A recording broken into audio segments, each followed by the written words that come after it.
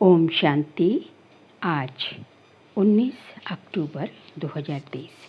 आज की ईश्वरवाणी की मुख्य पंक्तियाँ हैं। मीठे बच्चे, पढ़ाई कभी भी मिस नहीं करनी है। पढ़ाई कभी भी मिस नहीं करनी। पढ़ाई का शौक तब रहेगा जब पढ़ाने वाले बाप में अटूट निश्चय होगा। निश्चय बुद्धि बच्चे ही सर्विस कर सकेंगे। प्रश्न है, बाप दादा को बच्चों की कौन सी बात सुनकर बहुत खुशी होती है? उत्तर है, जब बच्चे सर्विस समाचार का पत्र लिखते हैं, बाबा आज हमने फलाने को समझाया, उसको दो बाप का परिचय दिया, ऐसे ऐसे सेवा की, तो बाबा उन पत्रों को पढ़कर बहुत खुश होते हैं। याद प्यार व खुश खैराफत का पत्र लिखने से बाबा का पेट नहीं भरता है। बाबा अपने मददगार बच्चों को देख खुश होते हैं, इसलिए सर्विस करके समाचार लिखना है। गीत है चलो चले माँ। ओम शांति। बच्चे जानते हैं, कांटों से फूलों की दुनिया में जाना है। सतयुगी दुनिया को देवी फूल ही कहेंगे। कलयुग में मनुष्य हैं कांटे मिसल, एक दो को तंग करते हैं, दुख देते रहते हैं। तुम बच्चे अब खुश होते हो कि चलो अब हम अपने उस देवी फूलों के सुखधाम में चलें। चलने का भी राज समझना है। चलेंगे तब जब अच्छी रीति पढ़ेंगे। पहले तो निश्चय चाहिए पढ़ाने वाला कौन है। ये बातें कोई वेद शास्त्र आदि में लिखी हुई नहीं हैं। भल गीता में राजयोग लिखा हुआ है। राजाई के लिए पढ़ाई है तो जरूर राजाई सतयुग में देंगे। पहले पहले तो पढ़ाने वाले का निश्चय चाहिए। ये कोई साधु संत मनुष्य तो है नहीं, ये तो है निराकार, सब आत्माओं का बाप है, परमपिता परमात्मा शिव, जिन्हों को कल पहले माफिक निश्चय होना होगा, उन्हों को ही होगा। तुम देखते हो फूलों की दुनिया, स्वर्ग में चलने के लिए हर एक का अपना अपना पुरुषार्थ है। पहले जब निश्चय हो तो झट पढ़ाई में लग पड़े। शास्त्रों में कृष्ण भगवान वाच लिख दिया है, साथ साथ लिखा भी है रुद्र ज्ञान यज्ञ। अब ये तो ज्ञान की बातें हो गई। मनुष्यों ने फिर श्री कृष्ण को काठ की मुरली दे दी है। गायन भी है ना, तेरी मुरली में जादू है खुदाई। अब काठ की मुरली में तो खुदाई जादू हो ना सके, वह तो मुख से मुरली बजा सकते हैं। श्री कृष्ण का बचपन ही दिखाते हैं, आपस में खेलते कूदते रहते हैं। ये बातें बड़ी समझने लायक हैं। ये तो बच्चे समझ गए हैं कि ये बरोबर राजयोग है, अर्थात राजाई प्राप्त करने की पढ़ाई कराने वाले के साथ योग। वह सम्मुख आकर पढ़ाते हैं। इसमें काठ की मुरली की कोई बात नहीं। ये बातें ही निराली हैं। ये किसको भी पता नहीं कि निराकार भगवान स्वयं आकर पढ़ाते हैं। श्री कृष्ण के लिए भी कहते हैं उनकी मुरली में खुदाई जादू है। तो खुदा और हो गया ना। श्री कृष्ण को खुदा नहीं कहेंगे। खुदा तो खुदा ही है, उनको ही जादूगर कहते हैं। जादूगर स्वयं आकर जादूगरी दिखलाते हैं, साक्षात्कार कराते हैं, फिर भी ऊंच पद प्राप्त कराने के लिए पढ़ाते हैं। मीरा ने भी वैकुंठ देखा और डांस की, परंतु वह राजयोग नहीं सीखी। राजयोग की बात कोई भी शास्त्र में नहीं है। मीरा को पढ़ाने वाला तो कोई नहीं था। मीरा का नाम भी भक्तमाला में है। ये है ज्ञान माला, रात दिन का फर्क है। तुम समझ गए हो, हम जितना ज्ञान उठाएंगे उतना ऊंच बनेंगे। बरोबर भक्तमाला भी है, उनमें भी नंबरवार है। उन्हों के नाम तो मशहूर हैं। ये ज्ञान कोई में भी नहीं है, तो समझाना चाहिए ये ज्ञान देने वाला वह अथॉरिटी बाप भी है, जिसके लिए कहा जाता है कि ब्रह्मा मुख कमल से ब्राह्मण रच उन्हों को सभी वेदों शास्त्रों का सार सुनाते हैं। शिव बाबा को तो शास्त्र दे न सके, क्योंकि वह तो है निराकार, तो ब्रह्मा द्वारा समझाते हैं। ये युक्ति रची है, परंतु ये सब बातें समझाने वाला वह एक ही है, दिखलाते भी हैं। ब्रह्मा द्वारा सार बतलाते हैं, तो जरूर समझाने वाला कोई दूसरा है ना। अभी तुम प्रैक्टिकल में देखते हो, शिव बाबा जो ज्ञान सागर है, हमारा बाबा भी है। वह सम्मुख बैठे हैं, भारत में ही आते हैं और जरूर कोई के शरीर में आते हैं। ये ब्रह्मा का शरीर है, प्रजापिता ब्रह्मा होना भी जरूरी है। बरोबर प्रजापिता ब्रह्मा द्वारा ही बाप आकर ब्राह्मण धर्म रचते हैं। धर्म कैसे रचा जाता है ये भी तुम जानते हो। तुम प्रैक्टिकल में ब्रह्मा की संतान हो। कहते हो हम ब्राह्मण ब्राह्मणियाँ हैं, बाप से वर्षा ले रहे हैं। फॉलोअर्स तो कभी वर्षा ले ना सके, बच्चे ही बाप से वर्षा लेते हैं। तुम आकर बेहद के बच्चे बने हो।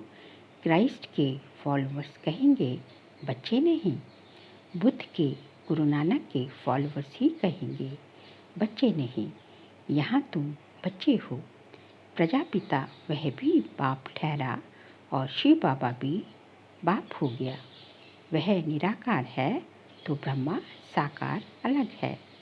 इस साकार द्वारा ही शिव बाबा ने बच्चों को रचा है। अब तुम्हारे में भी कोई तो पक्का निश्चय है और कोई को नहीं है। लॉटरी है बहुत बड़ी। तुमको अपने शरीर निर्वाह अर्थ कर्म भी करना है और फिर ये ज्ञान भी सीखना है। उस पढ़ाई में बहुत मेहनत करनी पड़ती है। यहाँ भी बाप कहते हैं, एक घड़ी आधी घड़ी पढ़ो जरूर। अच्छा, कोई कारण से रोज नहीं पढ़ सकते हो तो पहले 7 रोज पढ़कर फिर मुरली के आधार पर चल सकते हो। लक्ष्य पकड़ लिया, बाकी है टाल डाल पत्ते आदि को समझना। वह सब भी चक्र में आ जाता है। तुमको 84 जन्मों का राज भी समझाया है। झाड़ में डिटेल है, चक्र में नक्शल है, समझाया भी है। ये वैरायटी मनुष्य सृष्टि के धर्म है। पहले एक धर्म होता है, फिर वृद्धि होती है। झाड़ भी दिखाया है, कैसे फाउंडेशन निकलता है। कितना सहज राज है ड्रामा और झाड़ को समझना। बुद्धि में धारण करना है और दूसरों को समझाना है। 2 बाप की पॉइंट्स तो जरूर समझानी है। बेहद के बाप से स्वराज्य मिलता है, इसलिए राजयोग जरूर सीखना पड़े। परमपिता परमात्मा ही स्वर्ग की स्थापना करते हैं, जिसको कृष्णपुरी भी कहा जाता है। कंसपुरी में तो कृष्णपुरी स्थापन हो न सके, इसलिए संगम रखा हुआ है। तुम बच्चों के लिए ये संगम युग है, बाकी और सबके लिए कलयुग है। तुम ही संगम से फिर सतयुग में जाने वाले हो, ये निश्चय चाहिए। अभी हम संगम पर हैं। संगम युग याद रहे तो सतयुग भी याद रहे और सतयुग स्थापन करने वाला भी याद रहे, परंतु घड़ी घड़ी भूल जाते हैं। तुम समझते हो अभी हम संगम पर हैं। बेहद का बाप आते ही हैं कल्प के संगम युगे। गीता में भूल कर दी है। गीता से ताल्लुक रखने वाले सिर्फ भागवत महाभारत आदि हैं। बाबा समझाते हैं, तुम सब सीताएं हो, मैं राम हूँ। तुम रावण राज्य रूपी लंका में पड़े हो। वह लंका नहीं, ऐसे नहीं, वहाँ कोई रावण राज्य था। सतयुग में लंका आदि होती नहीं। उस तरफ बौद्ध धर्म है। अभी बौद्ध धर्म बहुत फैला हुआ है।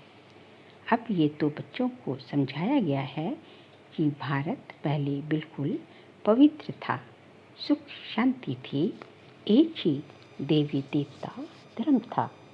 पहले पहले तो ये निश्चय पक्का रहना चाहिए कि ये हमारा बेहद का बाप है, उनसे वर्षा लेना है, पुरुषार्थ में कभी चूकना नहीं है।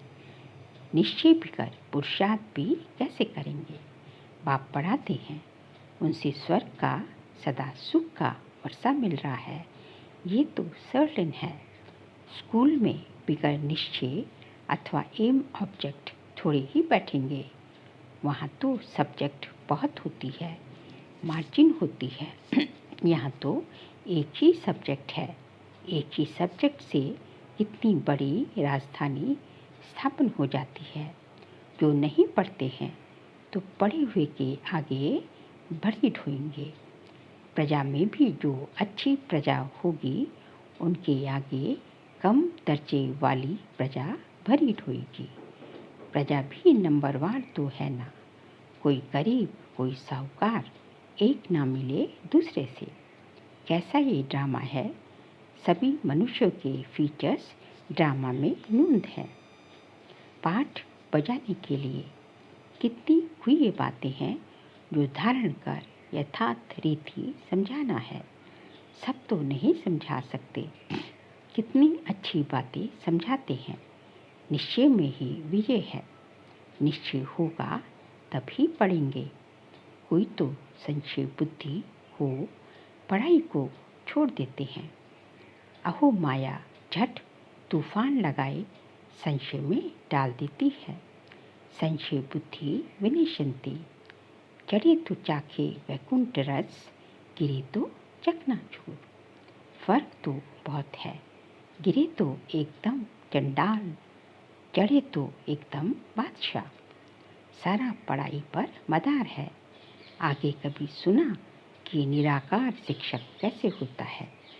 अभी शिव बाबा द्वारा तुम सुनते हो।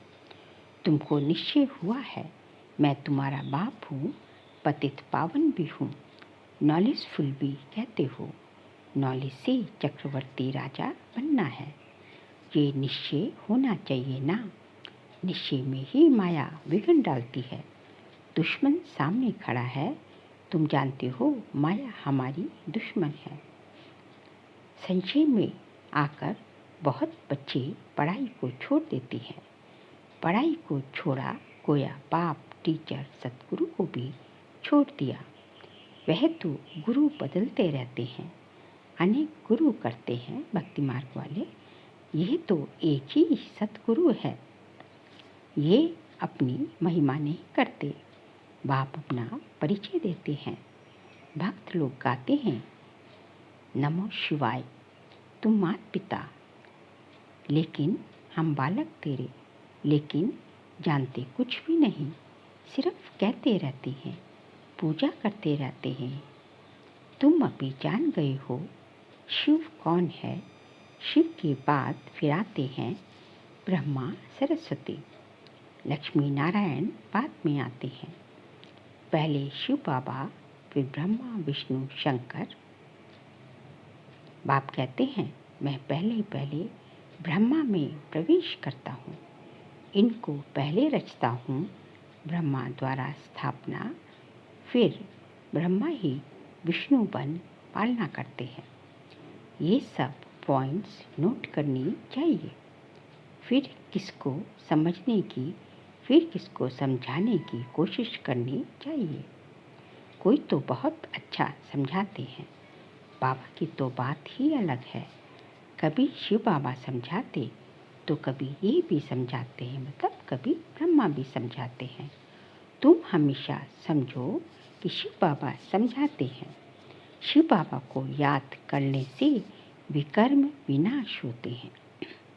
तुम समझो शिव बाबा इन द्वारा नई नई पॉइंट्स सुनाते हैं, बड़ा युक्ति से समझाते हैं, तो बच्चों को समझना भी चाहिए। पहले तो निश्चय करना है, 7 रोज में भी रंग अच्छा लग सकता है। परंतु माया भी बहुत तीखी है। पहले पहले तो निश्चय बैठे कि बाप परमपिता परमात्मा स्वर्ग का रचयिता है, तो जरूर उसने ही राजयोग सिखाया होगा। श्री कृष्ण सिखला न सके, उनका आना ही सतयुग में होता है। स्वर्ग का रचयिता शिव बाबा है।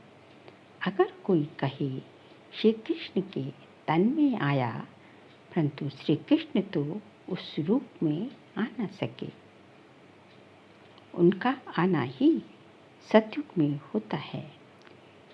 बाबा किसी के गर्भ से तो जन्म नहीं लेता, इनके तन में प्रवेश कर इनका भी परिचय देता है कि इनका नाम ब्रह्मा हमने क्यों रखा।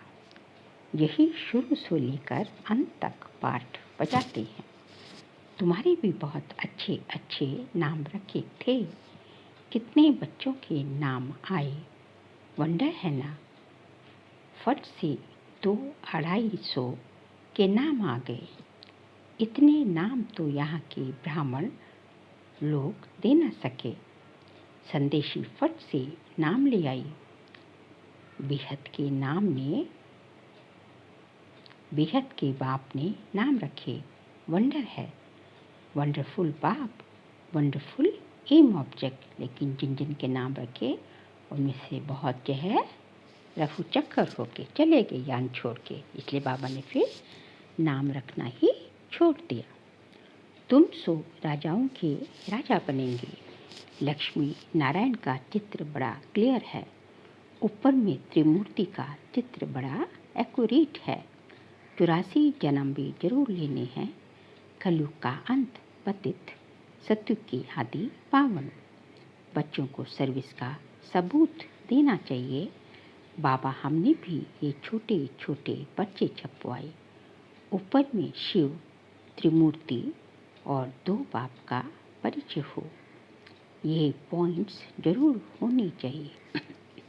ऐसे ऐसे पर्चे छपवा कर खूब सर्विस करके समाचार देना चाहिए, तब बाप की दिल पर चढ़ेंगे। सिर्फ चिट्ठी लिखकर खुशखराफत की नहीं, सर्विस करके समाचार लिखना है कि बाबा ये सर्विस की। सिर्फ याद प्यार लिखने से बाबा का पेट क्या भरेगा। आज फलाने को समझाया, आज पति की सर्विस की, बहुत अच्छा खुश हुआ।